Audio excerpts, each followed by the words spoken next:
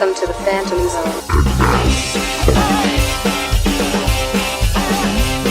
I try to join the X-Men, but I think they're maybe racist. Just because I'm human, they don't want my help. It seems it doesn't really matter if your superpowers firing through the belt. I tried to join the Justice League, but Batman was a douche to me. And Black Canary wouldn't tell me hi. And Plastic Man just threw a middle finger that was 30 stories high. I got a message from the great Avengers. Hello, welcome to And Now Comics. We are back again.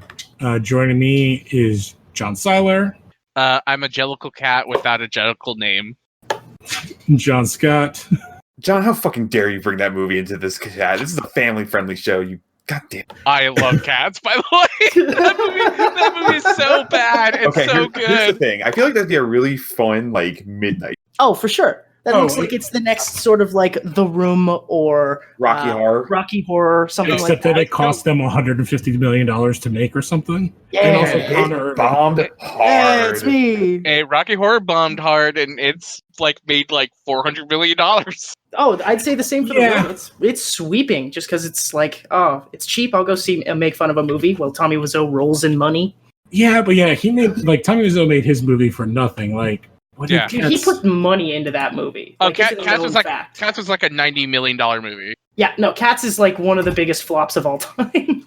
Cats had a budget of 80 to 100 million. Its box office as of now is $61 million worldwide. Okay, I'm at Box Office Mojo, and they have it at 95 million, and worldwide it's 60. Okay. That's not including all the money on advertising, which is usually almost double your budget. Yeah. 115 million was the budget on advertising. Mm-hmm. Oh, so they spent $200 million on this movie total. Yes. Yeah, but they didn't even use cats for Fancy Feast or cat toys or cat whatever. No. Cat dildos. Anyway, welcome to the comic show. We're clearly talking about the movie Cats the whole time now. I'm down to do a Cats thing because I've never seen it, and I think it'd be interesting. I keep you could lie to me, and I wouldn't know. If you guys when it comes out on DVD want to do Simul-watch? or not even a simul watch, but just watch it, and then do a talk about afterwards. Oh, I'm in. That's fine with me. Here's the thing. Fun. Speaking of musicals, I've been trying. Me and Hunter were joking about this. We were we should watch the Spider-Man musical for the Phantom Zone podcast one day. Into the Dark? Do they have have that on video anywhere? No, 2.0, so. the whole show. No, 2.0, the whole show. What? Someone filmed it on YouTube. Oh wow. Yes. Is it the show where somebody broke their neck? No, it's wish. after I think Tamar got fired. I still can't believe someone thought that was a good idea. Didn't they see the Ninja Turtles one? That's a different thing. That's an arena show. This is a full-blown musical. I think you'd be surprised on how many popular things get musicals. There's an Evil Dead musical. I have friends that saw that, but that's a movie that there's a big musical for Legally Blonde for some reason. I think those make sense because the musical. Evil Dead musical has good songs. This does not. This is also a nonsensical story, and I kind of do want to do a movie special on it or something. Yeah, I'm just somebody die because The Edge. So many people got injured. There's a great video, and I'm gonna put it up somewhere. Here, I got it. What went wrong? I think you know what I'm talking about. Yeah, the chaotic history of Spider-Man Turn Off the Dark. But didn't somebody die at the Edge's house? Yeah, the producer. What? Yes, the producer died at the right before they were about to sign the papers because they went to go get a pen. Then the producer had a heart attack and died, leaving the other producer in charge who had no experience. Oh, dude. Yeah, so they went to the Edge. If you don't know who that is, it's the guitarist from U2. And they went to his house, and the Edge left to get a pen, and the guy was dead before he could get back. What? And this was all before they started building sets. They started having people die in the stands and from swinging around. This is before everything. Good. I'm just watching the Tony Awards clips, and I'm just surprised this was made. They promoted this on David Letterman with a performance from the Green Goblin. You know what's bad is that it looks like that Green Goblin mask is better than the movie version. Did you see the Kraven mask? Why would you need a mask for Kraven? Because someone made a cardboard head cutout of Kraven. I'm mad. He's just a guy. There's the Kingpin. They made him real. Why doesn't he get a mask? No, I'm gonna find this photo, damn it, because now y'all need to know. I think this Green Goblin mask looks awful. Oh, hands down. It Like, looks more way comic worse than the accurate movie. It looks more comic accurate than the movie. But it looks awful. Like, oh yeah, it's like comparing like I don't even know. I know what you mean.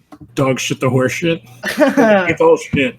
But yes, I kind of do want to do one of these for Phantom Zone, and Connor and Lou and Arlen are probably gonna listen to this and be like, absolutely fucking not. I'm 100% in, dude. Like, fuck So- up. I will I will do it. Have you guys ever seen the original Goblin mask that they were going to use? Yes. And then they did No, I It haven't. looks. For the Oh my movie, yeah, God. it looks amazing.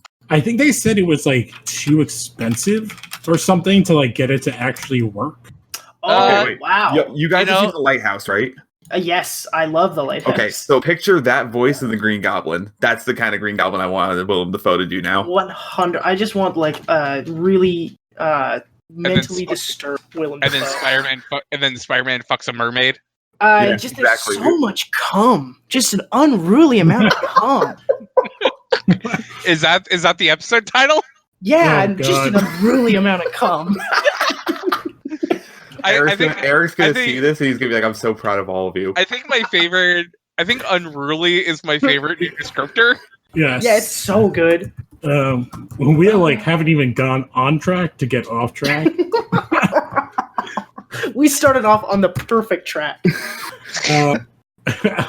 So I know there's like a million little news stories in here. I want to like. Honestly, I'm kind of cool with the track we're going on. Yeah.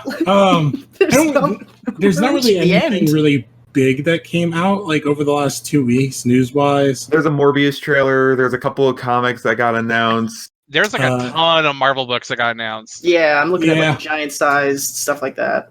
Yeah, and there's like was it X Factor is coming back, which I think we had already known, but they said the team. Power Pack's coming back? And they're doing Champions Outlawed, and all I could think of is didn't DC do this with Red Hood like a decade ago? Yeah, probably. So can we go down like the announcements for some Yeah. of these books? To start off, there's like a Christopher Hastings who did Unbelievable Gwenpool, along with artist Scott Koblish, is doing a new series called How to Read Marvel Comics, or How to Read Comics the Marvel Way.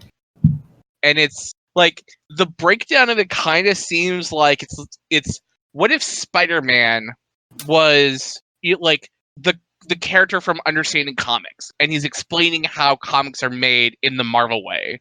Like, are you guys familiar with like Understanding Comics? No, I'm not. I know the Marvel method, which is just draw pictures and fill in words. So Scott McCloud is like a pretty big, important comic creator, and he did like a series of books called like Understanding Comics, Making Comics, Reinventing Comics, and they're all like scholarly takes on how to make comics, read comics, like paneling, characters, like all this other different stuff.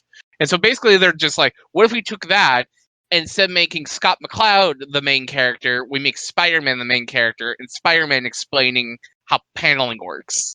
Which it's funny because like also if you read Gwenpool and like how that book plays with panels and stuff, like if Marvel was going to ever do like a book that like I assume sells like 7,000 copies, like this is probably going to be like one of the best like 7,000 selling copy books out there. Like I don't know who this book is for except for me, because I think this book sounds super interesting, but you know, I think that's a pretty cool team for like a pretty cool book.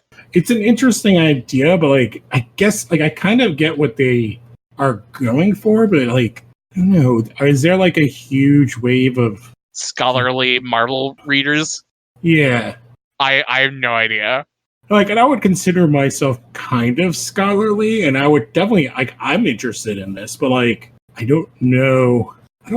Like I guess this could find an audience, but like I feel like it's so niche. Yeah, that's why they got to put Spider-Man in it. Yeah. Surprised Deadpool isn't in it. So Giant Size X-Men Nightcrawler #1 is going to be a one-shot by Jonathan Hickman and art by Alan Davis. Alan Davis, super important X-Men creator, did a huge handful of Excalibur comics, and they're just basically going to tell like a one-shot story with Nightcrawler. So yeah, it looks like based on who's in the background, that's Hope and that's Warpath. it's Phoenix or Rachel Summers. Yeah. And Rachel, that's Warpath. what I meant. Yeah. Yeah. I can't remember her name now because she's also in the She has X Factor book. I think they just announced. Yeah, Rachel has like a new name that like it's not good. I just call her Rachel Summers. Where I have it in one of these things where it has the team. Prestige. Yeah, it's like it's a nothing name. Yeah, because it's the new X Factor team to just kind of goes North Star, It's led by North Star. Then it's Polaris, Prestige, Dakin, Prodigy, and iBoy. Who I don't know Prodigy and iBoy. I guess they're new characters. Prodigy was like a new X-Men character in the early 2010s, and that was like the book that had like Surge and Wither, and it was basically like he was introduced when they had like the Xavier School that was like Harry Potter. Right? Yeah. Well, post that, where like they did X Academy, and they had the 4 houses, and it was basically Harry Potter. And then I did not read that. And then M Day happened, and half the team died. Prodigy is from like that era of X-Men. His whole thing is like he's just super smart, and he has any information he takes in, he just keeps. So he's like Mr. Terrific Mutant. Yeah, and then he got depowered. And then he was a part of the Young X-Men, the Kieran Gillen Young X-Men run with like Young Loki and Miss America and Kate Bishop. And he ended up getting his powers back in some way. But then iBoy is a character from Jason Aaron's Wolverine the X-Men book. And he's just a boy with a bunch of eyeballs. Yeah, it's an interesting team. Like, I've been wondering, like, how are they going to deal with, like, some of those weird characters like Dakin? They're like... Yeah, Dakin is definitely, like, no pun intended, the X Factor of this team, where it's like, it's like Polaris is the long-term X Factor character. Rachel, long-time X-Men character. North Star kind of also fits in here in some ways. Like, you got like the 2 younger students of different generations, and then you have Dakin, who's the murderous son of Wolverine. Yeah. Who's like a really goofy, shitty character in many ways. Yeah, well, and it'd be like, the one thing I kind of hope that Leah Williams also brings up within his book is, North Star being a gay mutant, and then Dakin being a bi mutant. And isn't is he still married, North Star? Yeah, North Star is, to my knowledge, still married. Yeah, because he's been married for like years now, because that was like a big fucking deal when it happened. Like, they made it a big deal, as opposed to just having it happen. I think Prodigy, if I remember right, is bi. I know Dakin is definitely bi. Rachel should totally be bi because like her and Kitty, it's like either her and Kitty or it's her and Ileana, and like those are like the 2 ships that everyone has with those characters. And Leah Williams has done like a really good job of writing romance within the X books. Like, she also wrote that Horny X Cops book during the summer. Oh, I remember that. With Blob and... this first issue is 48 pages. Of X Factor? Yeah. Wow, this book is going to be like $8. I was going to say, this book's going to be like $10. But yeah, like Leah Williams, I think is super underrated. And David Baldeon, it's funny because like I'm looking at this preview art, and I've definitely read this artist, and I do really like their art. So I like the character designs. I guess I never noticed that North Star's got like elf ears, or I never clocked that before. I never noticed that either. Is that always a thing? Maybe, but I to be honest, like I've not read a whole lot of North Star comics, so you haven't been rocking. What was it? He was Alpha Flight, wasn't he, for a minute? Yeah, and it's fun because I really like Alpha Flight, but he's never been in any of the Alpha Flight books like I have read. Like, I read all new Alpha Flight. Oh yeah, he's had pointy ears for a long ass time. So they also announced 2 Black Widow books. One is a new ongoing from, oh my god, where did I have to... I think I have it here. One is Ralph Macchio, written by Not that Ralph Macchio, by the way. yes, yes, and then drawn Dude, by. that's But why Karate not? Kid. The Karate Kid's Ralph Macchio writes a Hey, Black man, the Widow dude- comic. You say that, but there's like so many people that are in comics writing now. Like, Oh, I know. I'm just It's like- picturing Ralph yeah. Macchio on the Cobra Kai set, just writing down his writing down little comic stories. because it's still It's- insane that what's his name, like Gerard Way, is like one of the biggest comic book writers of like the last 10 years. It makes sense when you like if you listen If to the you- Black Parade.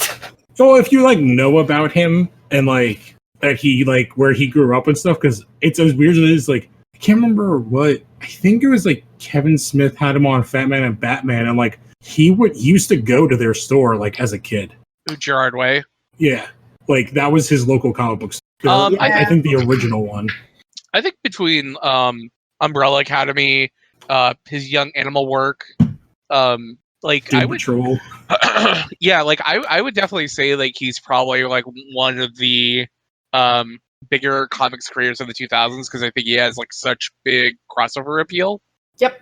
Oh yeah, like name I was able to recognition-wise. convince a friend who doesn't read comics to read Doom Patrol because Gerard Way wrote it.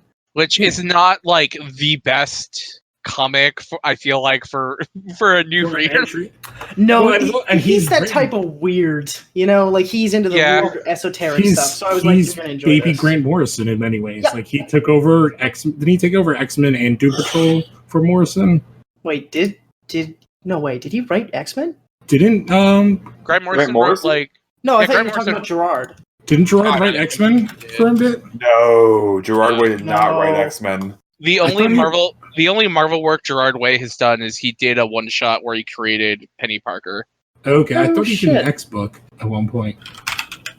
Yeah, like All right, well, so and it's funny wait, because so that means Gerard Way creation is in Into the Spider-Verse. That's Yeah. great. yeah, like well, and it's funny because Penny Parker in the Edge of Spider-Verse book is basically like an Evangelion analog. Like to the You point can that like pretty in her much see it. classroom, like Asuka, Rey, and Shinji are in her classroom. Oh no way, really? Like Spider looks like an Evangelion. Oh, that makes a lot of sense now. But then then they did her in the movie, and she's great in the movie. It's just like it's like instead of just doing like this one singular anime interpretation, we're gonna make her like the overall interpretation of anime. I think it works better to like for the type of movie that is. It kind of fits Yeah. better. Mhm.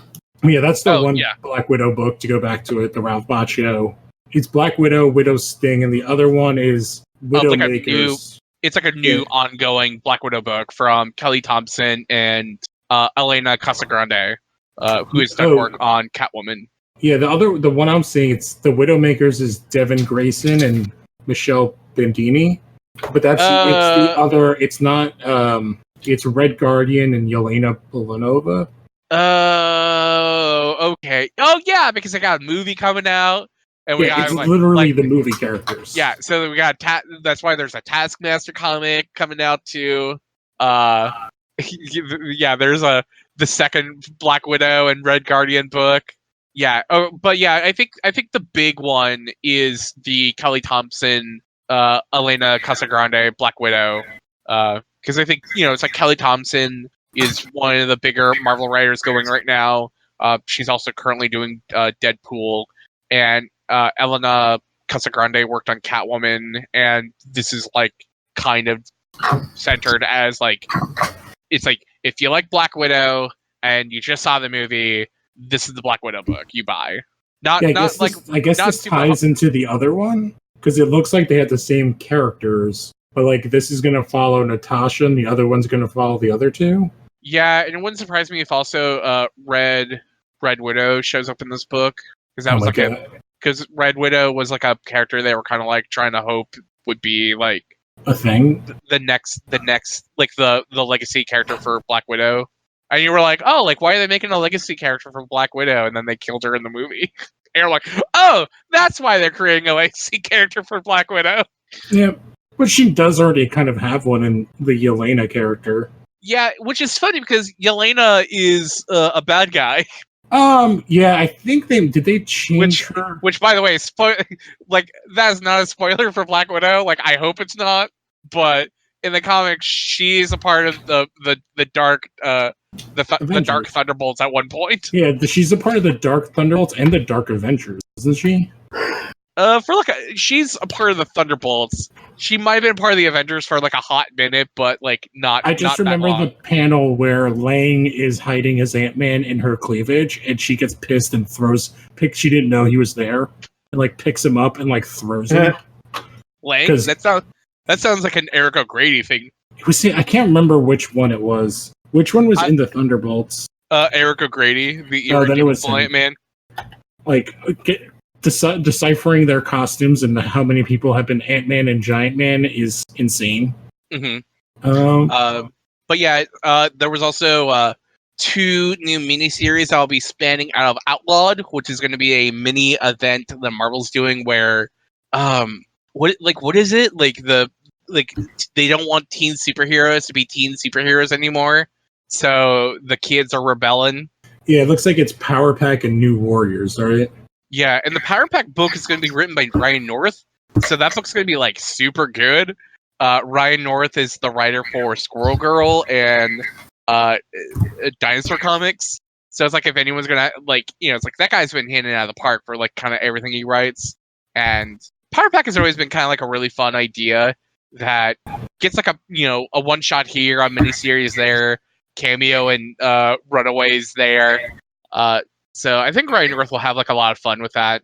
And then Daniel Kibblesmith with Luciano Vecchio will be doing New Warriors, and it looks like it's got like the classic team of like Night Thrasher and Firestar, Speedball, and Rage, who was like a 2000s era New Warriors character. Yeah, and he's not Bane. No, well, yeah. Well, it's funny because that's basically his power, except for the drugs. Rage, basically, it's like the madder he gets, the bigger he gets. He's basically the Hulk. It's like, what if Bane was the Hulk? Yeah. And then it looks like you have like 5 new characters who are all new characters for the book, and they all look pretty cool. Like it's weird to see Speedball again, like as Speedball. Yeah, and not Penance. Which, like, that was the most emo character of all time, but, like, the reveal at the end of, like, why the suit was actually, like, a good payoff. That's basically an Iron Maiden. Yeah, and he puts it on Nitro. Ugh, God. Because Civil War was a mistake. It had good ideas. Yeah, I mean, like, it's better than Civil War 2. I just remember reading New Warriors, the reality show comic, and it was super fun, and that's where Rage comes from. And that book is just like a lot of fun. And then like sets off the most grim event in like comic books ever. And like Mark Millar is like, oh hey, like I need a scapegoat for my super terrible comic. Oh, like what am I gonna do? I'm like, oh, let me go kill these kids and make Speedball into like this King Emo, this morose character. It's just like, oh man, it was such a bummer. But yeah, the other thing that's coming out of Outlawed is a new Champion series by Eve L. Ewing, who did 12 issues of Ironheart, and Mighty Morphin Power Rangers artist Simone DeMio will be basically doing a new Champions book with Miss Marvel, Spider-Man, and Nova as like the centered team.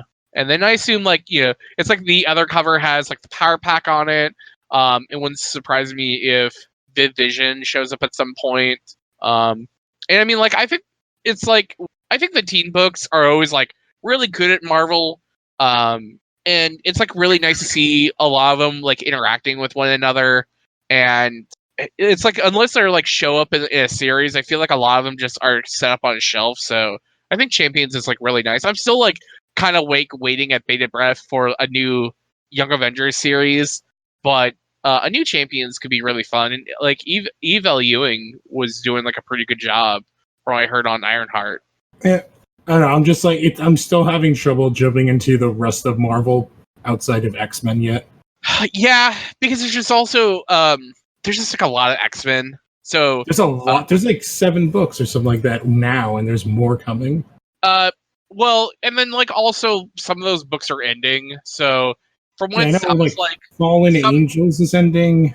from what it sounds Good. like, the same amount of books that launched the X-Men, the new the new X-Men relaunch, like in April, will be the same amount of books. So there'll be like no more, no less. So they're trying to do the New 52. I don't know. Yeah. But it's like Runaways is like I was going to talk about like a little bit later. When we were talking about like books we've read, but like Runaways is still like fucking killing it. That book is so good. And like it's just like there's just like a problem where like there's like too many Marvel books, and some of them I feel like are not getting like enough. It's like enough breathing room to kind of like survive. Because it's like, it's like I was joking with my comic book guy where there are 5 Iron Man 2020 books. Oh my god! Like, there's the Iron Man 2020 miniseries, and then 3 to 4 other miniseries. It's like who cares enough about Iron Man 2020 to read 4 different books? Is the Carnage thing still going on too? No, thankfully not. Because that had like 3 or 4 books on its own as well. But it's like at the same time, it's Carnage. It's like, okay, like the people who read Venom are gonna read a Carnage book, probably read Spider-Man. It makes sense. But it's like, I don't know who cares about Iron Man 2020. Or like that there's 4 Black Widow books. It helps that there's a corporate movie coming synergy. out. Corporate but synergy, you gotta get it somehow. But it's like there's 4 books here, there's 4 books there. There's like the 4 Star Wars books. There's the 4 Conan the Barbarian books. It's just like once you start adding up all these different books that Marvel are doing, it's just like such saturation in the market where you're just like, you should read Runaways, and they're just like, well, I'm also reading like these 15 other books. But Yeah. Marvel is making me go broke. That's all I'm trying to say. Muhammad Hassar is taking over X-Men number 8, and I'm like very glad because I like X-Men. Linnell Francis Yu, I just do not think is the right fit for that book. I don't know. I think he's like the fine. art on it, because the last issue was like the daddy issue. I don't remember how. I love that issue though. Yeah, Where, like they go and they meet everybody. Mhm. It's fucking badass as all hell. What's his name is there? Because it's Cyclops and what's the It's Magneto and Apocalypse. Yes, but Cyclops is running security with what's his name that can turn people to stone. The Kraken.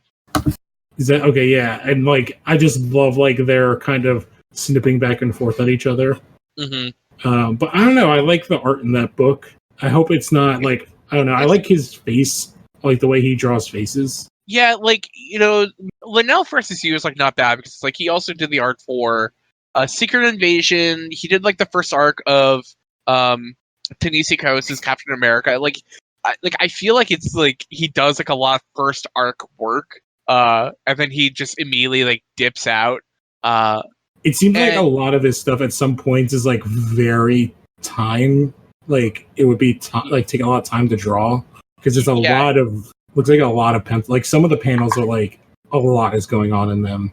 Yeah, a big series that he was a part of. It's not so big anymore, but Ultimate Wolverine versus Hulk was like, I remember that book. Megaton huge at one point, and that book was like incredibly late because you know who wrote it? Mark Millar, and all those Mark Millar books were like super late because I feel like there was like almost like a year between issues at one point.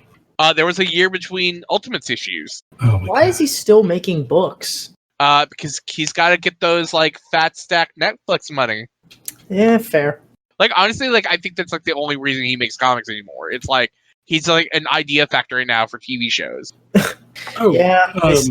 I actually think this is a good way to transition into like, or do you want to go over that other Marvel thing and then? Yeah, because I think this is really cool. So, Kurt Busiek is going to be doing a Marvel Snapshots and their anthology series that's going to be launching in March, and Mark Russell is tapped to do a Captain America one shot, and this is like Mark Russell's like first Marvel work, and I think that's really rad.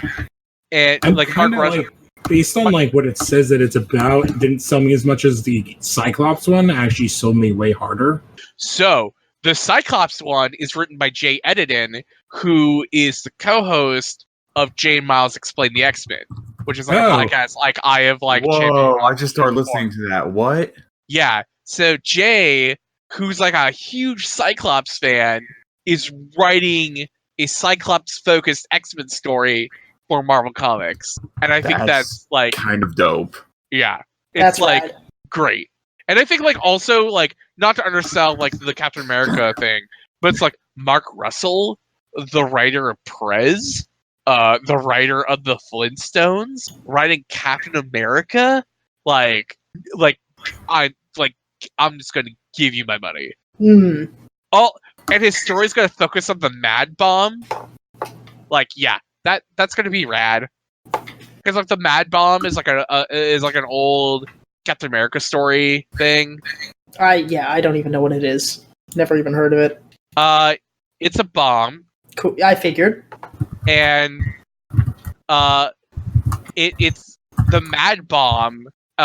When it activates, it like sends out like not an explosion, but like sonic waves that cause people to go insane. It's Sick. a literal mad bomb. Sick. The Yeah. Cyclops one, the plot sounds really interesting. Of like looking at him as a kid. So, oh no, it's Yeah. cool as hell. Yeah, like I think both of them sound pretty cool. But yeah, that's it. Yeah, I was gonna say like the only like for me before we get into like some of this like non-comic book stuff, like the only thing I've really been reading that I've been actually caught up with is like the X-Men stuff. But like there was kind of two bigger things that happened in those books. One was Xavier took off the helmet. So, Oh, finally. Is it Xavier? yes, in number Okay. 4. And then in Excalibur, spoilers, it came out like several weeks ago, I think. The end of it, Rogue kills Apocalypse. Interesting he'll get choice. She wakes up out of her coma and just grabs him and absorbs him, and it ends with him, like with her, like all apocalypsy. Okay, interesting. I'm like one issue behind, so I've got to Oh, figure that out. so- I don't care. So also in Marauders, the 7th Inner Circle of the Hellfire Club show up, and that's the one that was introduced in Jason Aaron's Wolverine the X-Men run, and that's the one with like Cade Kilgore and Williama Kensington. It's like they're basically just all evil kids. Yeah, I was wondering, like, this has to be like a callback to something based on the way they're writing it. There's Dr. Maximilian Frankenstein, the descendant of Victor Frankenstein. Oh, Formerly- you actually remind one other, the only DC book that I would totally want all of you guys to check out is there's a new question book. I believe it's a Black Label. Oh, yeah. The Jeff Lemire book? Yes, it's I was asking- really good. I was asking my comic guy about it yesterday if it was any good, and he's like, I haven't read it yet. Oh, I really like it. It's the second issue came out, I think, last week. Who's the artist on that book? Scroll and look. Would it be safe to jump in if you've never read or know much about the Yes, question? they basically explain everything about the question. It is He's Dennis basically Cohen. Rorschach. Rorschach Yeah. is the question. So Okay, that makes sense. it says, I can give you the summary. For years, Vic Sage has worn the faceless mask of the question to clean up Hub City by sheer force of will. He knows right from wrong. He knows black from white. But what happens when he is drawn into a conspiracy that reaches from the heights of Hub City power to the depths of its underground tunnels? What happens when things stop being black and white and start getting a little gray? What happens when in a secret chamber beneath the city, Vic Sage meets his own end and his new beginning? And like I joke that like Vic Sage is the question or is Rorschach, and I'm just joking when I say that. Like Vic Sage, I feel like up to this point is clearly like a very different character than Rorschach. Yeah, well, he was supposed to be Rorschach, and then since then he has very much evolved. Yeah. I think the only thing I liked was like I was reading 52, and then this came out, in which the questions are very big in 52. Yeah, because Renee Montoya becomes the question, and she's great. Yes, but it's the transition between the two of them Yeah. that like is really, really well done. So there's also like really great Nick Sage episodes of Justice League and Justice League Unlimited. Yes, yeah, the one with the Huntress. All the episodes with the Huntress.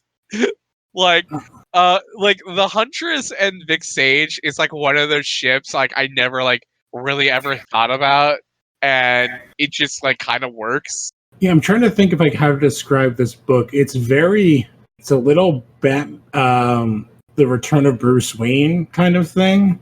Mm-hmm. I just don't want to spoil anything, but like it's very. I'll totally read it because because honestly, like it's like between like Harleen and like Wonder Woman Dead Earth. It's like this crop of Black Label books. I'm like far more interested in checking out than the like, Wonder Woman book that the you first mentioned. year. That you brought up last week, I read, and that was I'm like, ooh, I want it's more. It's really rad, right? Yeah, I'm like, give me more. What is this world? But I think that's what I like about, again, like, we shit on the Black Label stuff for a while, and like, if this is what the Black Label is going to be, like these weird looks at, like, these are very, very out of nowhere, you can't really make them in continuity books at these characters, then I'm for it. There were like I almost picked up Murder Falcon this week, which was the book, the Crearon book from the Wonder Woman Dead Earth writer artist. But it's like it wasn't one of those Image $10 books, so it was like, oh okay, like I'll wait a little bit. But it's like if you want a book that looks basically just like Wonder Woman Dead Earth, Murder Falcon looked pretty cool. Yeah, that's good to know. Yeah, like I don't know, like those Black Label books again, like just like you, like that's kind of really the only thing in DC that's really been holding me like of interest. And then some of like I liked Far Sector. I read both of those issues. I think there's like the third one came out this week. Yeah, I read like all the Young Animal books, all of the oh my god, what's that label called? Young Justice. It's not Young Wonder Justice. Comics. Wonder Comics. And that's basically all I'm reading from DC right now. Yeah, they're still doing this Year of the Villain stuff. I'm just not interested. The only other story I found, I feel like Year of the Villain's been going on for like a full year. Yeah, that I've liked is they did like was it like the Sinister Six or the Secret Six? Secret Six. Yeah, and who's on that team? It is so that would have to do with the Batman Who Laughs. It's Hawkman, Donna Troy, Shazam, Gordon. Shit, who's the other? Jim Gordon?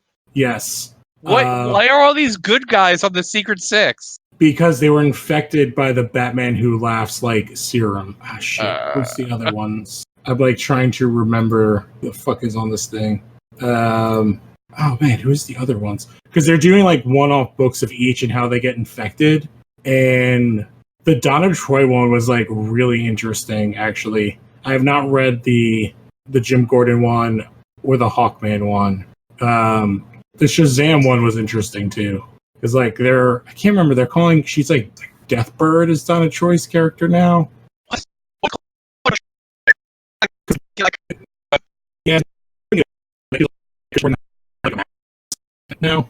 I don't know, man. Like I feel like there's like this idea that it's like Rachel Summers all over again. It's like, oh well, we got to give her like we can't call her Phoenix. We got to give her like a new name. I'm like, well, why don't you just call her Rachel? And you're like, well, no, like we gotta give her a superhero name. I'm like, why don't you just call her Donna Troy, the name that people have called her for like 25 years? And they're like, no, we gotta give her a cool nickname like Deathbird.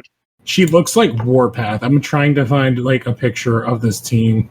I also I also like that you have like all these very powerful beings and then Jim Gordon. Well, because it's all about like them getting to Supergirl is one. Because he was trying to get Superman and Supergirl showed up. Okay. Yeah. I mean, like, you know, it's like also one of those things where Secret Six is like one of my favorite books that Marvel has ever done.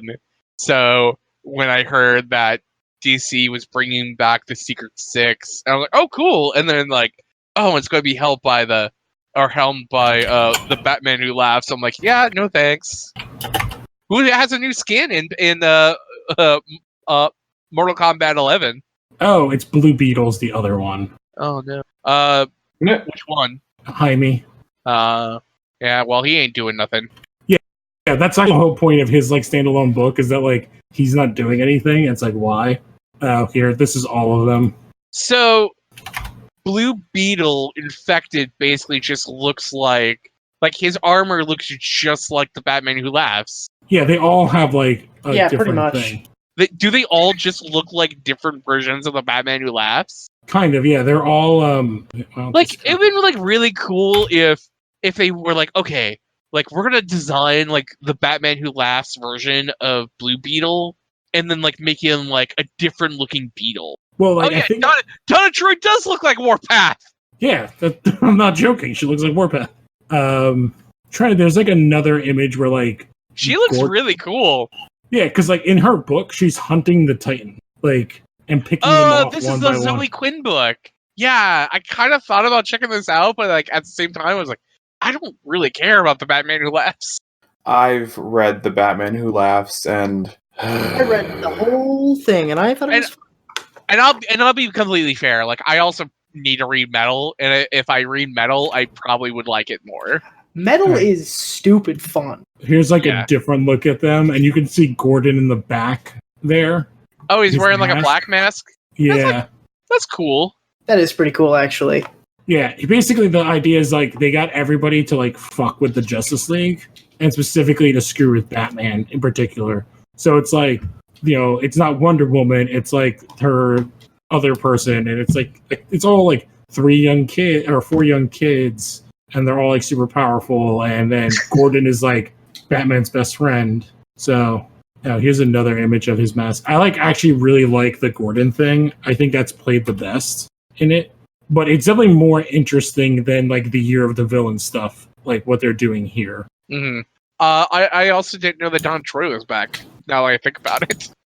She was back in the Titan because the whole book is that basically like they had that Titans book that got canceled, and they're like, yeah, basically she became the de facto leader after Dick got shot in the head, and basically she falls apart. Oh, are we still killing sidekicks? Well, no, he's now Rick. No, he's Rick Grayson. Still Rick. Yeah. Oh, right. I forgot how much I hated that. Yeah. So yeah, there's that. The only other book that DC's done is another Black Label book is White Knight. The second White Knight one is so goddamn good. With Azrael. With Azrael. Yeah, no, that book is really good. I think the new issue came out last week, and like there was like a big reveal in that world, and I was like, oh shit! Like 2 big things happened in it. Okay, no spoilers because I'm like 2 issues behind. Yeah. So I think there's only one more issue of that book, and I feel like there was talks that they might do that the first one animated. Honestly, I think that'd be perfect. Like that's a great way to get people in. I lend that book out a lot, and I give it to people because it's like a really good way to introduce them to Batman. I just kind of like really wish that like the animated movies would have the style of the books way more. Mm-hmm. Like I feel like sometimes when they animate like some of these storylines, they don't. It's like they try and ape the art style, but they don't ape the aesthetic of the art style. And I understand, it depends on the book. Yeah, well, and I understand it's like also it's a budgetary thing, but I feel like Sean Gordon Murphy's art is so distinct in such a cool style that if you adapt it in the way that they have tried adapting like some of these animated films before, it's like Gotham by Gaslight should look like a Magnolia like animated film, and it doesn't. And I feel like if you tried to adapt White Knight, it's like the character designs look like them, but they don't feel like them, and that's my fear. I think with the Gotham, some of the problems you get into is like some of the artist style is probably very tied to them. And I don't know if like you could dance around that without having to pay them. You know what I mean? Especially like if you're talking about someone like a Magnolia, like you can't. I think it's also a budgetary thing because there's a reason why we only got 1 episode of The Amazing Screw-On Head, because that pilot was very expensive to make and expensive to make it look like a Magnolia thing. But they did do those 2 animated movies with Ron Perlman voicing, and they look those look good. Those were good. They're better than whatever crap we got last year. Yeah, definitely story-wise, yeah. But like, yeah, they don't look like specifically like a little bit. Yeah. So why don't we go to these three other things? So, or did anybody else have any books they wanted to talk about that they were reading? Go on. Go ahead. No. I was just going to say I read the newest Umbrella Academy. It was good. Please go read Umbrella Academy.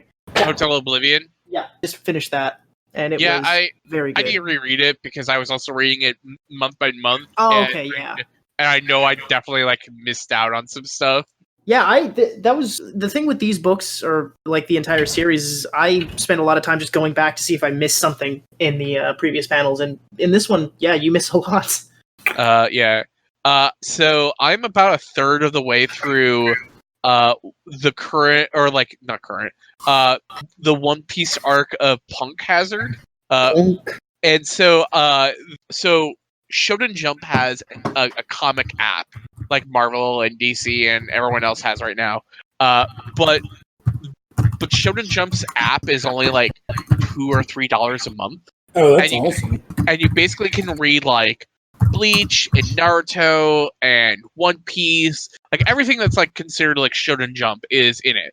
So I got to a point watching One Piece where the Funimation dub ended, and it ends basically at the beginning of Punk Hazard.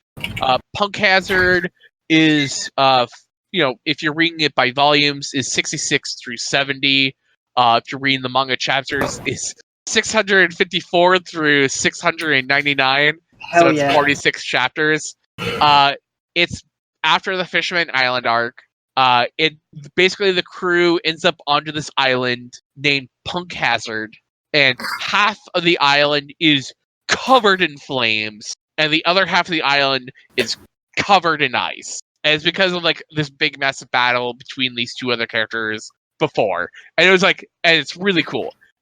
So this island is also super important because this island was also the original abandoned laboratory of Dr. Vegapunk. And Dr. Vegapunk is this guy who works for the world government in making weapons. So it's you're getting a little bit more world building, and you're learning about this character who has not shown up at all in the series, and is always basically talked about as this government stooge who builds weapons for the world government. And the crew has been broken up. Half of them are on the fire side, the other half are on the ice side, and there's this laboratory full of children who've been taken from their homes. There's this headless samurai who's trying to find his son, and they're carrying his head around the island trying to find his son. It's a lot of just really kooky One Piece shit. And you're trying to figure out what's going on this island. Who are these troops that are wrangling up these kids? What are they wrangling up these kids for? How does it involve Dr. Vegapunk? But it's cool. I mean, I tried to do this thing where I really wanted to get caught up on One Piece by the end of the year, and I'm still 200 chapters behind. But only 200. I mean, One Piece has been going. One Piece is so long that 200 chapters is pretty simple, pretty easy. One Piece started in 1999, so it's been quite an adventure. I think the only other thing I tried to do that with was Case Closed. Yeah, which has been going on longer since the 80s. Yep, that's. So I think I gave up at some point. I gave up, and I was because it was on Toonami back in the day. I was oh, this is cool, and I was oh, I should read this or even watch it. I was I think it's 400 episodes or something at this point. And Case Closed / Detective Conan is really cool. And I think the thing about Detective Conan is it's all crime procedurals with a light overarching arc. So you can kind of check in and check out at Case Closed at any time that you want, because the story kind of plays fast and loose with the main storyline. It's at some point it's Detective Conan is going to be, become an adult again, and that's the Well, that's the end of the show, but that's whenever they get to it, that's when it'll end. One Piece is one continuous long adventure. and with One Piece you can kind of like take a break and come back, but like One Piece is like the characters are so good, like not every arc hits. I think there are like maybe like 2 bad arcs in One Piece. The rest is like interesting and fun in some way, and I think it like kind of like I am like it's been going on for so long and it's still so popular, and I'm like 600 chapters or 650 chapters into One Piece, and it's like still as engaging as from like chapter 1. And I think That's that good. yeah. So that's like my check-in with One Piece is I'm like almost done with like this other arc, and I still have a ways to go. Yeah, super jealous that One Piece is like that. I've been waiting for a Berserk chapter for far too long. Yeah. Oh my god, I forgot about that. I will never forget. I remember watching the original show. Go read like, it. It's so 90s. Good. It's so good. Yeah, I know like Berserk is good, and I've seen art and it looks good, but it's like dark fantasy is just like not my thing. Fair. That's very fair. Yeah, like the only real like anime manga thing that's like caught me recently has been My Hero Academia. It's just like hell yeah, like, dude, perfect. Yeah, it's like the right attitude for everybody. I'm not like it's funny because like I'm not super into the arc that they just animated.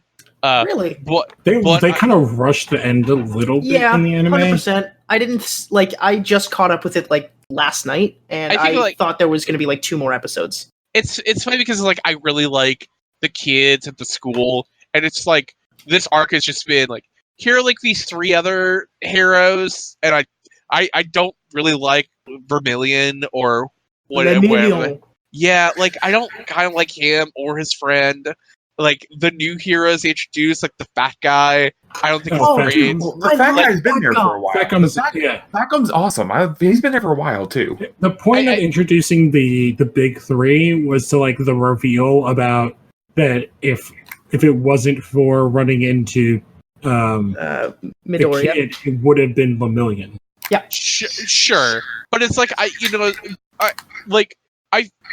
I think also like having read the manga, don't worry about it. They are gone. Oh, I know. But like it's like one of those things. At the end of the day, it's like one of those things with like Bleach, where it's like I like the core group of Bleach, and then each new arc they introduce like here's a next set of characters. Here's 20 more characters. Here's 20 more characters. It's because Bleach has like 3 actual like arcs, and the rest is filler. Yeah. You want to know what doesn't have this problem? JoJo's Bizarre Adventure. Also One Piece. Yeah, and One Piece. Before we go off on a tangent, can I go to my books? Yes, of course. Okay, so I've been reading 2. I have been reading... I'm proud of you. The Blackest Night Omnibus. Holy shit, that's a big boy. I think as of this moment, I'm halfway through. It's a fun event comic. It's nice that it collects all the stories from that event into one volume and it puts it in order. So it's kind of nice reading everything, even if it's a lot to take in. And it kind of makes me want to go back and read like Infinite Crisis and Final Crisis just to know what else going on. I think I'm going to eventually go to that because, like I said, I read 52 and I'm working towards like reading Final Crisis because I bought that omnibus and then eventually going to Blackest Night because I'm like, oh, there's like a shit ton of stuff that like when I wasn't reading DC when I was younger that like just didn't hit me that would make sense in Blackest Night because like there's a shit ton of those characters like Old Man Superman showing up and Monitor, Zombie Monitor, Anti-Monitor. I'm trying to remember. There's like a bunch of Pariah. Doesn't like Superboy show up in that like the original one? And like I was like, oh, he's an angry. He's an angry incel in this one. Oh yeah, Superboy Prime. Yeah, I just like, and I know this is like super unpopular, but it's like I love Sinestro Corps War a lot, and I always kind of felt like reading Blackest Night. It was just like not as great of a follow up of Sinestro Corps War. Yeah, I think it was mostly like it was way to like readjust things. Yeah. As like a way to, it was kind of like Blackest Night is basically a crisis. They just didn't call it that, but it's basically that. So it's like resetting the teams because like it brought back like 4 or 5 characters and then killed off a shit ton. Yeah, so does it also collect the Green Lantern Corps stuff? It does collect all the sorry, I'm like blanking here. Yeah. It collects all of the Green Lantern Corps stuff. It collects everything. Yeah, so so I was reading Blackest Night, Green Lantern Corps, like while those books are coming out, and and that's like my peak, like hating Hal Jordan. Like I just think he's like very insufferable in that arc, including like his issues in his main book. But like I think like the real gem of the Blackest Night series is those Green Lantern Corps issues. Oh yeah, the whole thing I'm enjoying myself so far with. Yeah, and I mean there's some stuff that I think is like really cool and super tasteless in Green Lantern Corps, like the lady in the fridge Green Lantern construct. Oh god, I don't. Oh god, I remember that. Yeah, I remember that. But like I think the single best issue of like that entire thing is not even in like the Blackest Night event. It's like the prequel with Black Hand. Oh, were they the retconning of the origin? Yeah, like I think that's great. Because they retconned him, Atrocitus, and Hal in that one issue. Yeah, which it was a very good way of tying them all together and making Black Hand kind of an interesting villain. Yeah, because like that's also been like one of my big kind of marks against Jeff Johns' Green Lantern run is that it's like he kind of reevaluates the Manhunters and Black Hand, and he does a bunch of Sinestro, but then there's like a bunch of like classic era Green Lantern Green Lantern villains he just like does nothing with, and they're just super nobodies. And I mean, to be fair, like a lot of them are lame, but it's like the job of like a good writer to kind of reinvent them. And I feel like instead of reinventing them, he just created his like own new characters, like Atrocitus or Larfleeze. Yeah, but like I'm not a big fan of Atrocitus. I think Larfleeze is an interesting character. But yeah, the whole when they get into like the Rainbow Lantern Corps, it gets real fucking wonky. Yeah, especially like after Blackest Night when they did Brightest Day, it just gets. See, I like you lose the thread. I do want to read Brightest Day though. See, I like Brightest Day because it's basically just revolves around Deadman, and like I'm all for that. Yeah, that was like the book where they're like, okay, like this is how we introduce Swamp Thing and John Constantine to the DCU. And I actually like the retconning of Swamp Thing. I think it's a great idea, and that's what I stuck with. Yeah, and it's CW would never be able to adapt that story. Just saying. It's funny because like they end up like they like pump up Brightest Day as being like this big new thing, and then like it's like 2 weeks later. 2 weeks later, it's like New 52 happens. Yeah, it's 2 weeks later, like Flashpoint happened. It's immediately like I think like nope. It's like almost instantaneous. Like those arcs are so close to each other that it's like Blackest Night, Brightest Day, Flashpoint into New 52 is like boom, boom, boom, boom, boom. So I don't know. Now we've been going for a bit, so why don't we talk about we read as kind of we got a group project going. Yeah, right into your Venom. Oh, thanks. Guys, I didn't know we had Eminem in the call. Guys, if you say Venom so many times, Eminem's going to crash through your window. No, he'll just like sue you or make a diss track or something. Oh man. Yeah. So this is Venom: Lethal Protector by David Macheny, pencils by Mark Bagley, which I kind of hell yeah. I forget that Mark Bagley is like a lot older of an artist than I like for because it's like I think for like a lot of like some comic book reader generation, he's like the Ultimate Spider-Man artist, and it's like, oh yeah, like this is why they chose him to be the Ultimate Spider-Man artist because he has such a history with Spider-Man. Yeah, because this book started February 1993. It's 6 issues, so we're going to talk about the first 3 if we can get through them. Yeah, I would say it is going a little late, but yes. Yeah, I would say to jump off, it is so refreshing to go from Crisis on Infinite Earths to this. It's so purely 90s, action-oriented, with Very Oh my different god, art there's style. a point in this comic where I literally sat there, I'm like, this literally feels like a Michael Bay movie with so many explosions and action going on. Yeah, like this book is like a lot of fun and kind of goofy, and like it's like funny because like I think it's like if you watched the movie Venom and people are like, why is Venom so goofy? And then people are like, isn't this supposed to be based off of like Lethal Protector, and isn't it supposed to be like dark and gritty? And then like you read this, you're like, oh, this is just like the Venom movie. Yeah, what's interesting is, so like I guess to set up this world, so this is post Venom breaking out of jail. Him and Spider-Man have like a deal where he's going to leave, and as long as he doesn't straight up murder people, Spider-Man will leave him alone. So he goes to San Francisco, which is apparently where Eddie Brock is from. B-side. And then Spider-Man's like, nope. Yeah. Spider-Man has like a weird chip on his shoulder. Yeah, Spider-Man's a real dick in this book. He also harasses Eddie's dad. Yeah, like his dad's just trying to like get on with his life, and Spider-Man's like, no, you got to tell me about your son right now. And then a random housekeeper pulls Spider-Man 3 is like, I'll tell you the story of Eddie. I'll give you the whole spiel. So like to talk about like the reason why Spider-Man's like a real dick is that like Eddie Brock walking through this park sees like these gangsters like basically harassing these homeless people, and Eddie Brock becomes venomized and starts like. Well, hold on. First off, he stops a mugger and gives the purse back and pats the woman on the head. And the woman's like running off screaming. It's a mugger really slash about to be rapist. Yeah, but I mean, to be fair, if like Venom handed you your backpack and patted you on the head and said like "Good day," would you like not run away? Well, this is like the beginning where you're talking about the goofiness. No, please, there's no need to thank us. I'm like, that would terrify me. And he's patting her on the head. Yeah. Pat. But I guess like part of it is like, oh, I think they missed. I wish they would have went. It doesn't fit our time period now.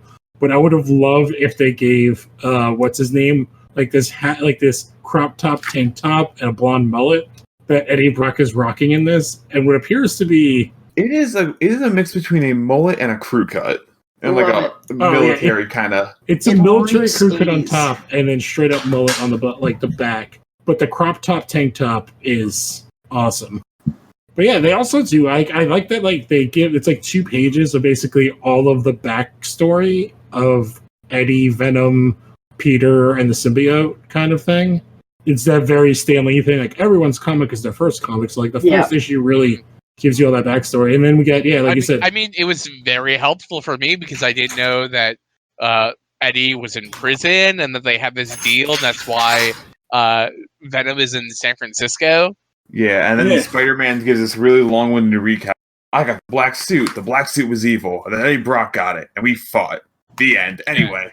I mean, to be honest, it's it could be written maybe like not as like long-winded, but I mean, like DC doesn't do recap pages, and that's like kind of why, like, I think like a lot of DC books are sometimes hard to get into.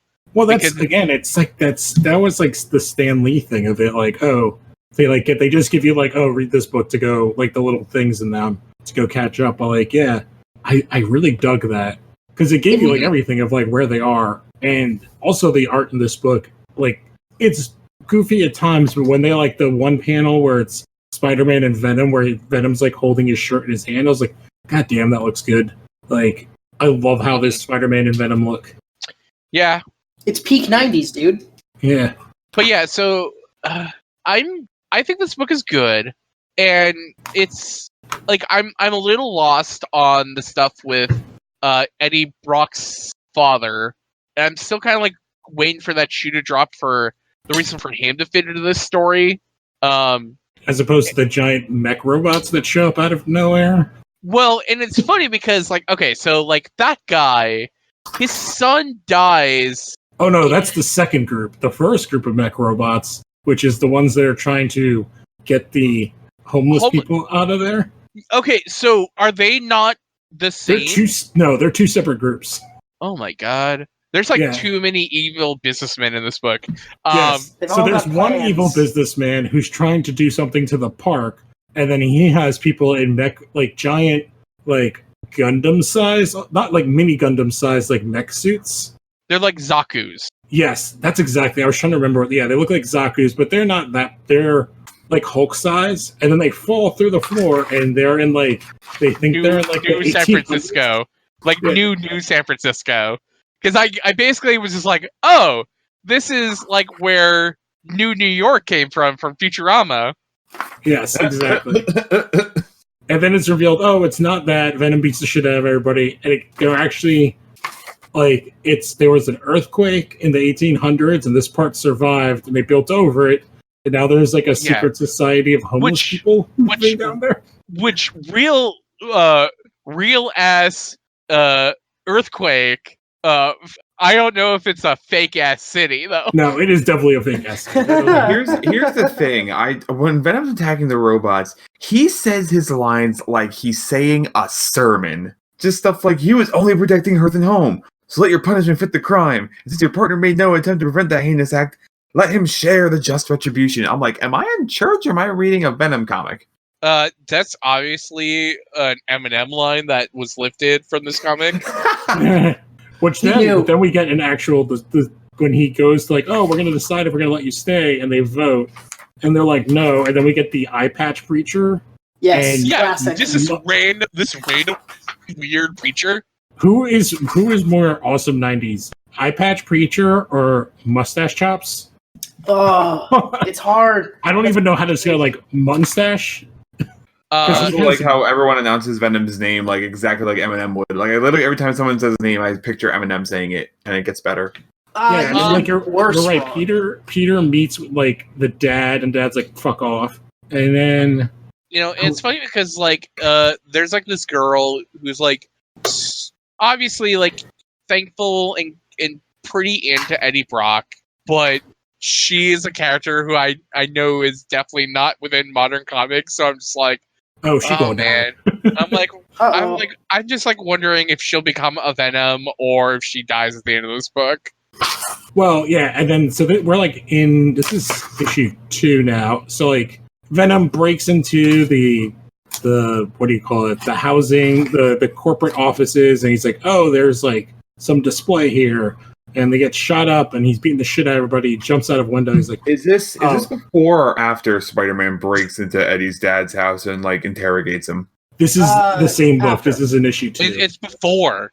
Like, well, and it's like it's simultaneous, kind of. Yeah, but it's like, why would Eddie Brock or Emily, like, why would Peter Parker go talk to Eddie's father? Like, I don't understand, like, why, like, these two things are happening. I don't know why he's in this. Yeah, well, we haven't. There's like it's just a side plot, and then like Eddie's just like, oh man, thank God, like we're chilled out, and then he gets attacked, and that's where we get the second rich guy with the jury, which is a bunch of. So Eddie breaks into this thing, and he sees like the model of like this park over like the underground city, and it seriously just reeks of like, they're going to tear down the community center and build a mega mall. Yeah, but at least he's like, it's got to be more than this. This is too dumb. Quick, like, we gotta protect the community from the mega mall. Send in the giant robots. Okay, so there's like this great moment where the police like hold their guns, and they're like, trail of slime led to slime, and Venom's like, we don't know if your employer is truly evil, therefore it may not be necessary to kill you. And then he like points at them with his mouth agape, says, "You may leave," and then gets shot to death. And I'm like, oh, this is the best panel in the comic. This whole comic is so fucking silly. I love it. Well, it's so silly, but so when we get to the jury, so it's like the guy, and then 4 dudes in random silver outfits, and then Mecha Deadpool. Oh, okay. So first off, Peter Parker goes to talk to Elder Eddie Brock, and he gets his door slammed in his face, and then he comes back. To Eddie Brock. Yeah, he comes back in issue 3. Yeah. I'm in issue 2, and it's like he like shows up in his Spider-Man costume. And I'm like, is like, would he just like not assume that this is also Peter Parker? Yeah, it's like, no, this is a Batman move. This is like a straight up Batman movie. Where it's like, all right. I mean, like what John's saying is like, it seems like there's no time difference. It's like he gets the door slammed with his face as Peter, and then breaks through the window as Spider-Man.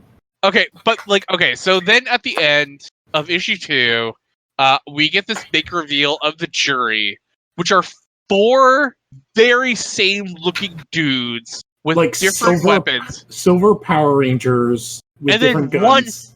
one guy who has a Deadpool mask and like a different body. He's got like Deadpool mask, the Shocker kind of arms, and like a blue-orange color scheme. Which I feel like is just like a lot of villains during this era is just like if you took like an action figure and you just like took off the hands, the head, the legs, and the chest, and then you just mix and match, and that's how you make a character. Yeah, it's just kit bashing. Yeah, because it's like I can't remember what like. There's no name for that style of mask, but there's so many characters with that mask from this time period. Like I feel like half of Image characters have that mask. Yeah.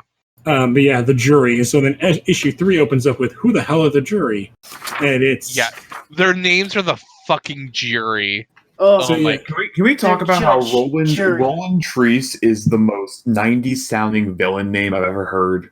Oh, more than the other rich guy, Orwell Taylor? Yes. So yeah, we have competing supervillain dudes. So Orwell is the father of a guy Eddie killed when escaping prison, and the 5 guys are the other prison guards who survived, and each of them have weapons that can stop them. They're all sound or fire weapons, and all their names are their guns. So Screech has the sound gun, and what is it? It's like Screech. It's like Burner. Wait. Yeah, they all have like names that are basically their weapon. Oh, okay. Because I was just like, if the leaders of the group are the most 90s sounding things, like the jury members are the most 90s sounding, like Bombast, Firearm, Ramshot, Screech, and Sentry. And then because I'm on Wikipedia right now, I'm looking up the jury as like a comics thing, and I look at members and like, who do I see? Fucking U.S. Agent John fucking Walker, like a ghost of Christmas past. Let's pause for 1 second. I swear to God, if we're gonna introduce the jury in the MCU, we're gonna have Venom show up. I'm in. Yeah. So because I was like, Sentry is our Deadpool guy, I believe. And I was like, wait, does John Walker show up in this book? And then I look at the thing, and it's like the jury are not a one-off. The jury show up in Thunderbolt. Oh God! Led by the U.S. Agent. Yeah. So hey, you got plenty of the jury to look forward to, everyone. But okay, I do want to go to like there's some interesting like things they draw because what do you call it?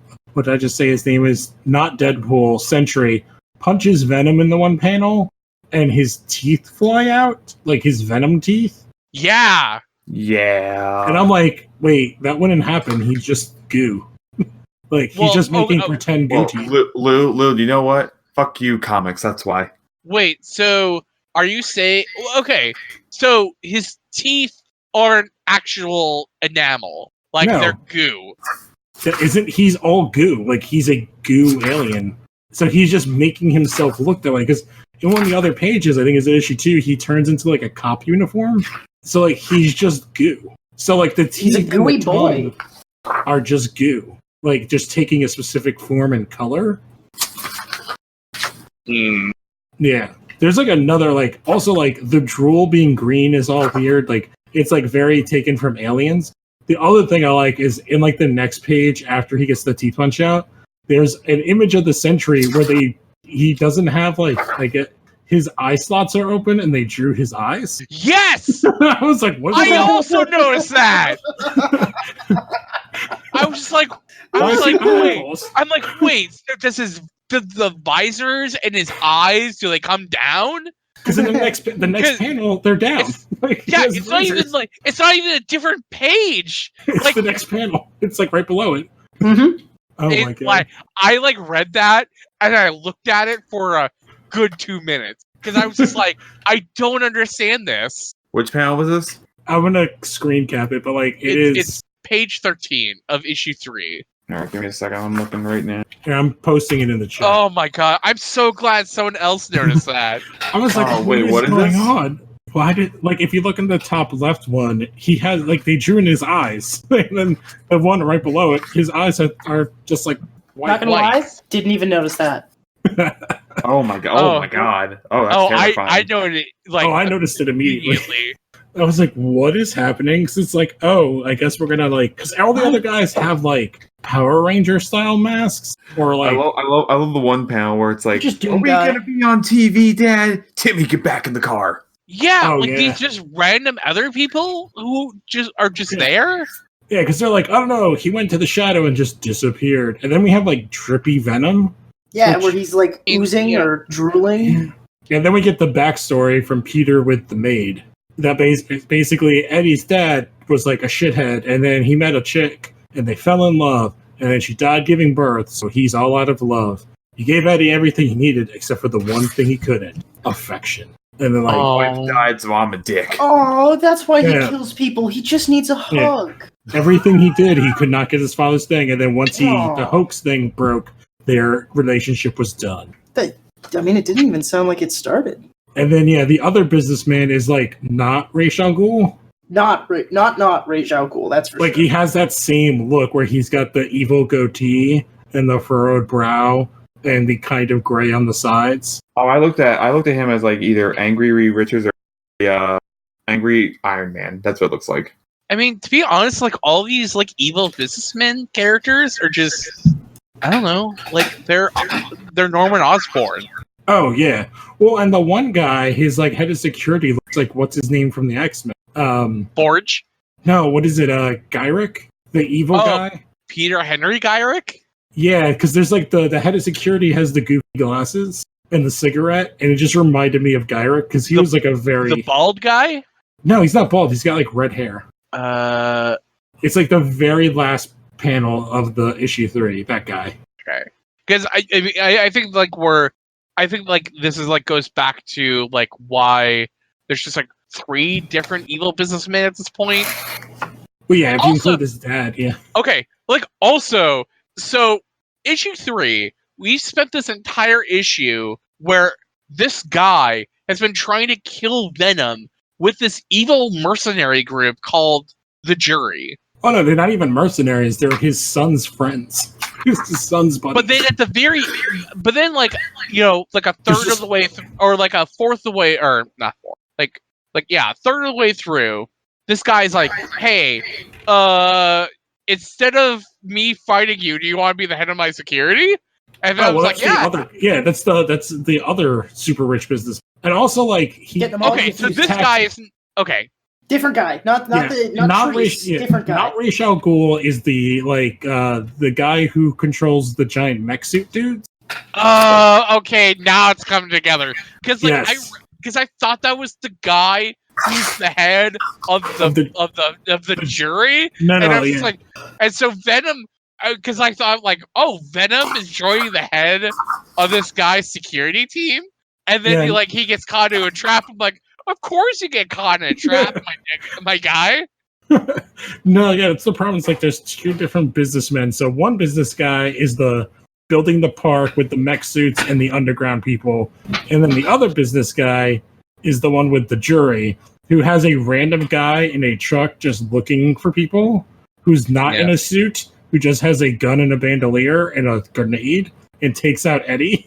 So he just has all these other dudes that basically it seems like the one rich guy, what was his name? I can't remember. The blonde. There's a bunch of rich guys in this. Yeah, the one whose kid died. I guess everybody who worked at that jail is armed to the teeth and hunting Eddie. And then that's when he gets oh, I have a helicopter. Come with me. You can be my new head of security. And then Eddie follows some guys no, you go in first, and I'm gonna wrap a goo tentacle around your neck. Oh, I'm totally not looking at this wall, and oh my god, I'm in fire. And that's where it ends. I've been bamboozled. Yeah, and that's the guy who I think looks like Gyrick, the one who sets him up at the end. He looks like older Agent Smith. Yeah, I can see that. It's just that. Just Mr. Brock. Mr. Brock. So he's basically Agent Smith. Yeah. Yeah. Oh, okay. And then he reveals. Sorry, I have never read this series, but yeah, isn't the end line have to do? We're not after you. We're after your children. Yep. Yeah, it's just like what children? What are we even talking about? Yeah, and then the cover, when we won't talk about it, the cover for the next issue, I guess, is the introduction of Scream. It's a little too many spoilers. I wish they would have held off on putting her on the cover. But yeah, this is where Scream gets introduced. Yeah, but that's What's her name? that Scream. Yeah. What? Yeah, Okay. she's the female symbiote. So, also, if I'm remembering right, isn't one of the not to spoil it. No, I want to know what finds out. Okay. Because I'm just because all of them are named. Okay, so the jury, all their names are like Boomfist and Rampart, and then you have a guy named Screech. Like, doesn't Screech become? I think a Venom? You are doing some forward thinking. I'll tell you that. Because there's like 5. Because I had all these. Or am I toys. confusing Screech with Scream? Scream? They wouldn't have 2 Venoms named Screech and Scream, right? You don't underestimate Marvel like that. I'm trying to look because I had all these toys, and there's 5. We'll find out. We'll find out. We'll find Yeah. out next time on Venom: Lethal Protector. Same Venom time, same Venom channel. Oh my god! Oh, and that's the other thing I did not realize. Like they took the Life Foundation is part of this book because that's what the one guy is. The Ra's al Ghul guy is the head of the Life Foundation. Yeah. What the hell's his name? I'm also kind of noticing, I think specifically with Venom issue 4 cover, man, he really does look like Venom from Marvel vs. Capcom, which is the best looking Venom. Yeah, very cartoony. Yeah, I just this just reminds me of all the things like why does he drool and why is his drool green? Because it's 90s, cool. Dude. Because again, he is just like a goo construct around a body. Mm-hmm. Yep, 100%. And like I said, I owned all of these toys. Like I have to look it up now, but I owned all of the. Because there's like a bug one that's like a cockroach guy. It's Scream, Riot. I'm already looking at one. I'm already Hybrid. looking at one panel in California. First of all, Spider-Man's really overstepping his jurisdiction here. Oh yeah, no, he's definitely breaking the journalistic vow of. And these guys, I don't know. These people are just they're having a shootout in the middle of the streets, and then the cops are like, "Oh no, a jogger!"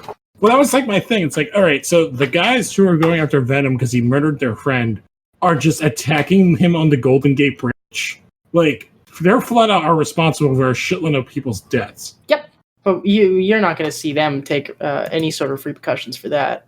I don't know. It's just I don't know. This is it is hilarious how opposite it is to what we had just read. Is just very funny. Yeah, it's the duality of comics. Does anybody else have anything to say on this matter? On this one specifically, no. It's just I'm so happy we did this after Crisis because I was in the mood for something so goddamn silly. Yeah, it's such a good palate cleanser. Sorry, I was trying to find the toys that I owned, and I found some of them, like the pictures online, which I guess I don't own anymore. I gave them to they were given to my nephew. And they are these in the later issues? Some of them. Well, some of them are just they made them toys. Okay. I'm probably going to read 4 through 6 this weekend. Yeah, because the green guy is called Lasher. What's funny is they were in kind of the exact same style of the Spawn toys. Did you say Lasher? Yes. This green guy is Lasher. That sounds like the most metal reindeer in Santa's sleigh. I'm just saying. Oh, here's what I got. I found them all. I kind of really wish if you're gonna have it's we're gonna have different Venom versions. It's they all look like Venom. Yeah, well, they're colored. They're Power Ranger style. The Riot toy looks so much cooler than the movie. But it's they all have the Venom eyes. He's a giant cockroach, and his arms shoot off, and he's purple. And we going did not back get that in the movie. But going back to the idea that Venom is a goo monster, and it's that the Venom looks like Venom because he looks like Spider-Man. Like that's the hook, you know. Yeah. So it's like I don't know why like Hybrid and Riot and Scream and Lasher. It's like why doesn't the Venom costume like reflect like their personality or who they are, or what they do, and like and have the symbiote reflect like their personality. And if I remember correctly, I think it ties into the fact that they're all descendant symbiotes from Venom specific. Yeah, and I feel like that makes sense. But like, I guess Carnage also just looks like Venom. So you know what? Like, fuck me, I'm wrong. Also, like, there are some hilarious Venom toys that have been made. This one, I don't even know how to describe it, so I will just show it. Yeah.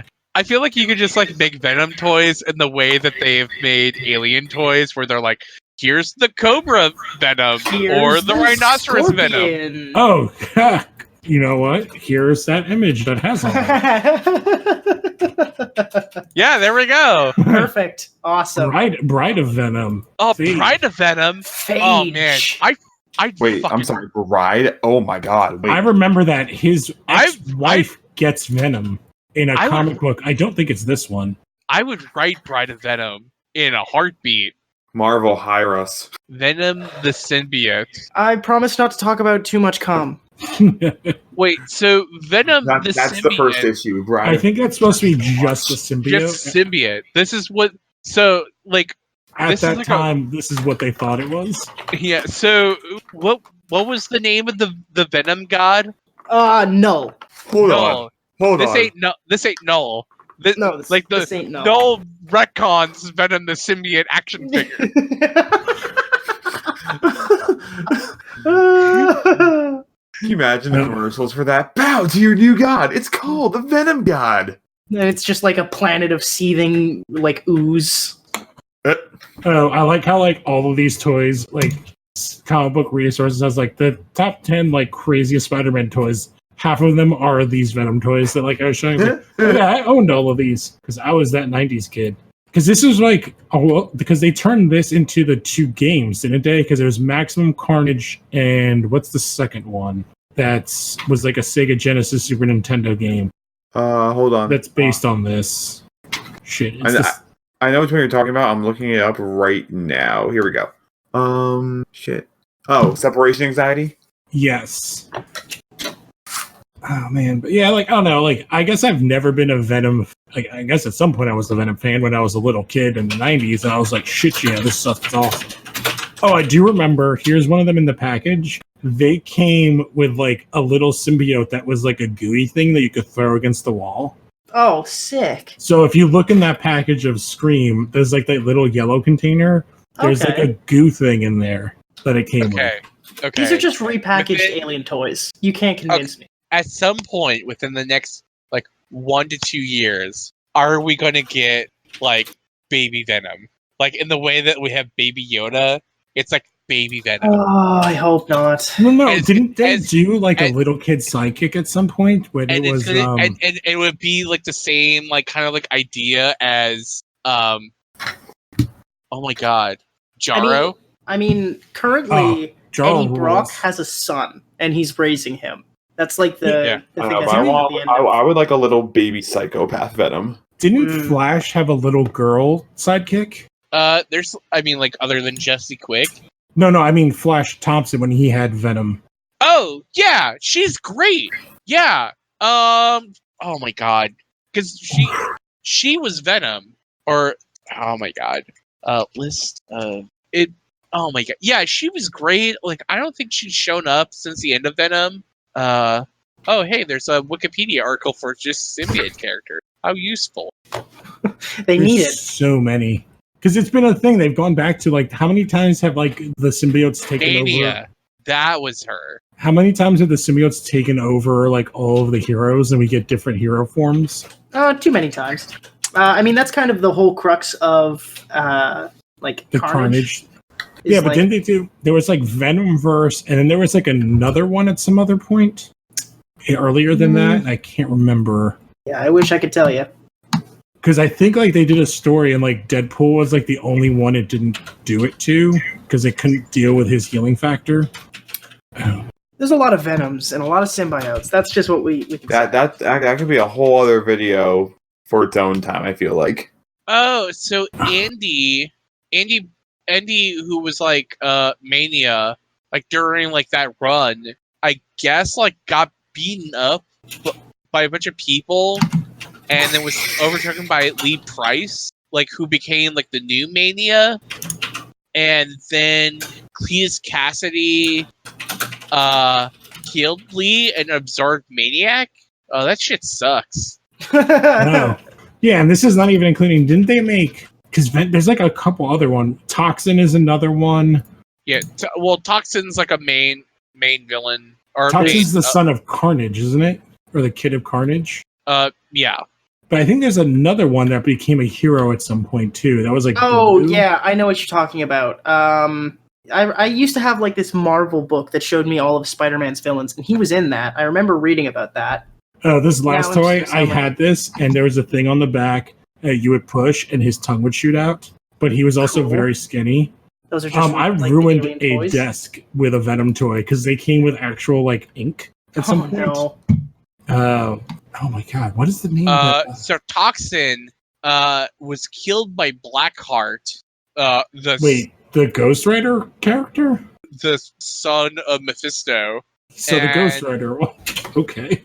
And the Crime Master sent Jack-O-Lantern to retrieve the symbiote, and then a Toxin attached himself to Eddie Brock, and then became Anti-Venom. Oh, so that's where Anti-Venom came from? If I'm reading this right, it sounds like it. So yeah, I'm looking at like the wiki now. So the symbiotes are Clintars. They're from Clintar. Yeah, that's the planet, Clintar. Yes. Yeah. God, this Venom, this Venom depth of story is just like a lot more than I thought. There's a lot more to this. There's a lot more to this codex. You could literally do an entire episode of this on Venom itself. Yeah, like let me tell you about Dreadface. Yeah, let's talk about symbiote that shows up in Fantastic Four number 360. Oh hell yeah! Super specific. Yeah. The Neo symbiote shows up in Spider-Man Family Volume 2, number 3. Didn't even know there was a Volume 2 Spider-Man Family, let alone Volume 1. Oh god, that's so much. That's too much. Oh my god. There's so many. And that's like not even because there's like a completely it's like the other Earth versions. It goes so crazy with the character. Because he was such a 90s thing that like everyone wanted it on that pie. Yeah, but what's funny is it's like they did the same thing with the goblins, where there's like 18 fucking goblins too. I mean, like there's Green Goblin, Hobgoblin, and then Phil Urich. Well, there was like the Grey Goblin woman, and then I think it was Grey Goblin, wasn't it? Her name? I do not remember. I do remember her. She sucks. Oh my god. Oh, it was like one of those things where it was just like an epiphany. It popped in my head. I'm like, oh shit, I do remember her. She was like dating Harry, but she was actually hooking up with his father, which they did again. Oof. Oh my god, I do remember her. But the reason they didn't know it was her because when she transformed, she turned into like a dude-looking thing. God, it's like I put a lock on my brain and then it just got awakened. Yeah, then there was like, didn't they do a symbiote goblin recently? I don't know, man. They probably did. So, just to kind of get to it now, what did we all think of this so far? I know this. I know. I have an idea since we've talked about it. But what are our overall thoughts, really quick? I'm enjoying it. It's fun. Yeah, it's dumb. I think this book is like super dumb, but like kind of fun. Yeah, I'm enjoying myself. I feel like again, like Lou said, this is a nice little palate cleanser after Crisis. Yeah, it's just like again, like my idea was how crazy Crisis on Infinite Earth was to go with something so 90s, and this is so 90s. Yeah. There's giant robots, a random team of people in not Iron Man costumes with ridiculous names, multiple evil bad guy millionaires, and mullets. Mullets aplenty. The only thing that randomly, like I thought was like, they do not narrate what the symbiote is telling Eddie. No, you're right. I noticed that as well. I found weird. Like, they don't give them separate. I feel like that was a thing that they did not start doing until 2000s later. Yeah. Yeah, it's just like weird, like because you're actually only reading one side of a conversation, and it's very strange. It shows that he's kind of unstable.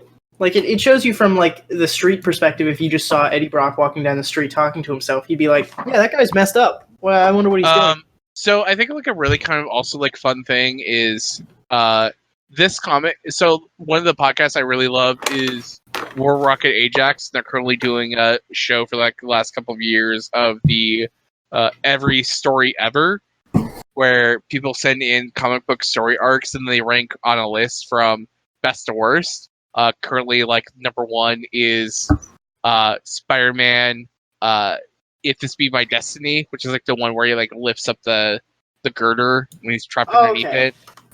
And then the very dead last book on their list is Infinite Crisis or Identity Crisis. So Venom Lethal Protector is on this list at number 892 between The Cold Land, which is a Punisher holiday special, and Superman Volume 2, number 180, Superman versus Dracula by John Sloan and Churchill. Huh. The most notable story that people would know is it is 2 spots above Superman, Emperor Joker, and it is a couple spots underneath Wonder Woman Earth 1. I don't know either of those, but I'll trust that they're maybe good or bad. Wonder Woman Earth 1 is the Grant Morrison Wonder Woman book. Oh, that sounds awesome. And then Superman Emperor Joker is the story where Joker gets the powers of Mr. Missy Flick. Oh, cool. He just becomes an emperor, like a god emperor. Well, no, Joker becomes omnipotent and a reality changer. Oh, interesting. Because he basically has the powers of Batmite. Mm-hmm. Yeah, they're fifth dimensional beings. They are imagination. Yeah. All right, on that note, we ready to wrap this up, or you want to? Yes, I think so. I at least started to like ramble off real hard when we got into some notes. Yeah. That sounds like us. So yeah, a quick round of plugs for everybody. I'll go? I guess.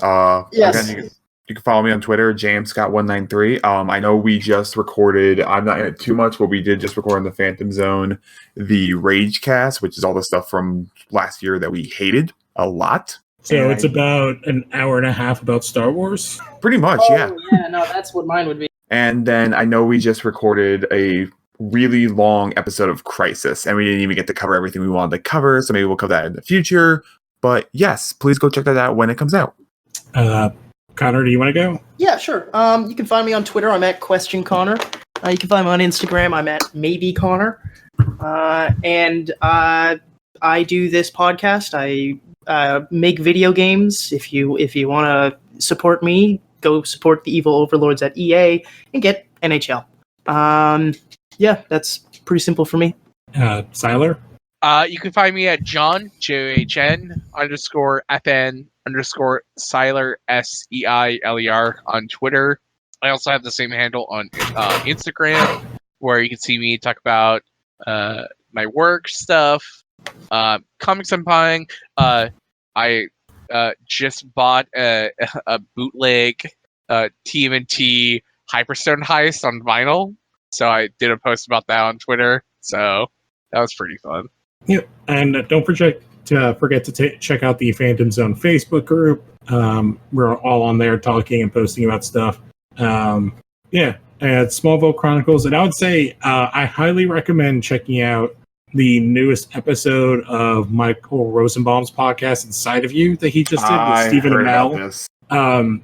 So, and because halfway through, maybe not even halfway through, Stephen Amell leaves because he has a panic attack. And then comes back a couple weeks later, and they talk about it. And it's a very open and interesting conversation about like exhaustion and overwork and mental health and being honest about all this stuff. He was also dealing with leaving the show. So the first part of it is like I think like 4 or 5 weeks after he finished filming Arrow, the final episode. Mm-hmm. And yeah, it was like while they were still doing like promotional tour stuff. Yeah. And then they talk a little bit about his new show, which is a wrestling show, which sounds very interesting. I'll watch. Yep. And yeah, that's just about it. So we will catch you guys next time. Adios. I love you.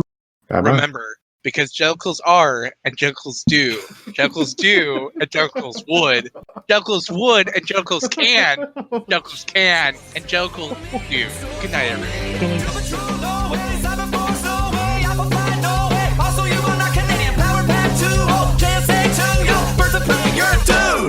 So I guess I'll join the Krackle.